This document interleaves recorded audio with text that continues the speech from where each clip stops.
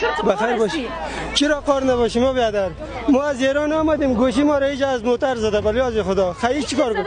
دمیجا بارا را آوردیم گوشی را دوجا ماندیم مال زنگ میزنیم گوشی را جواب نمیده. این چه رقم مملکت است؟ گفتیم یا نگفتیم؟ گفتیم زنگ زدیم 10 بار زنگ زدیم اینجا. خود جواب نمیده گوشی را پدر رفت. پای چه رقم است؟ بگو که مرا 2000 روپیه بدیم 2000 روپیه بدیم گوشی یک مسلمان نبره. نه سیم کارت داریم نه دیگه دو تا سیم کارت داده. یکیش از سازمان حالی یکیش گوشی انداختیم یکیش در پیشم است. ولی من سیم کارت چی کار کنم؟ مایده کنم. حالی چی میشه؟ ما چی کار کنم؟ ما کی شکایت کنم؟ دولت کی است؟ نه دولت است نه دیگه ما آمدیم در وطن خود زیر سایه دولت خود زندگی کنیم.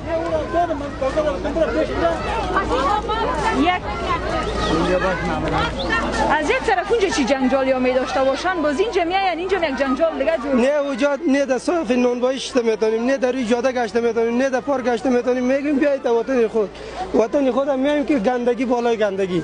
ایران چند سال بودین؟ ایران 6 سال بودیم.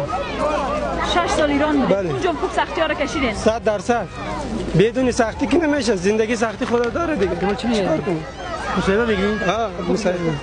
اونجا مشکلات است اونجا یک حالت شما اخراج کردن یا خودتون آمدین؟ ما دیگه دیدیم در صف نونوایی جای نیست در روی جاده جای نیست در پارک جای نیست مجبور شدیم خودیم آمدیم دیگه. بس پیسه بیایتون گرفتین ماشتون گرفتین از پیش صاحب کار؟ والا چی بگم ماش نیم کلا داد دیگه مو خدا خیر بده صاحب خانه را پول پیش داد به در آمدیم دیگه پول پیش خانه را تا اینجا خرج کردم آمدیم. خلاص شد دیگه. موبایل هم اینجا گم شد. موبایل هم اینجا گم شد پیسه هم نیست که رفته یک موبایل دیگه بگیریم خانواده هم اینجا ماندگی. کدام ولایت میرین؟ کدام ولایت؟ قندوز. حالا تا قندوز خود چقدر میرسونین از این بگوید؟ خب مجبور دیگه در این اتوبوسا سوار شویم در اتوبوسای سازمان بریم در قندوز. ولی قندوز بریم هم یک تلفن نیست که زنگ بزنیم یک مثلا تا خانه را بریم. اونجا خود برسونین نیست؟ حداقل یک گوشی لازم است که تا خانه زنگ بزنیم ولی گوشی نداریم که خانه را زنگ بزنیم پدر و مادر خبر بدیم که این سازمان میاد. سخت است والا. خداوند این مشکلات حل کنه. الهی آمین. فقط همین کامره یک گفتنی دارم که خداوند خراب دمت کنه که تو هم گوشی یک مسلمان رو میبری. با زنگ هم میزنیم یک جواب خالی هم نمیدیم. خیر بیا خیر. بخیر باشی. چرا کار نباشی ما بیادر؟ ما از ایران آمدیم گوشی ما را ایجا از موتر زده ولی از خدا خیلی چیکار کنیم؟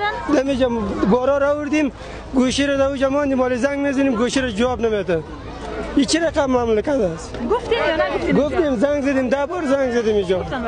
خود جواب نمیده گوشی را پدر رفت. پای چه رقم است؟ بگو که مرا 2000 روپیه بدیم 2000 روپیه بدیم گوشی یک مسلمان نبره. نه سیم کارت داریم نه دیگه دو تا سیم کارت داده.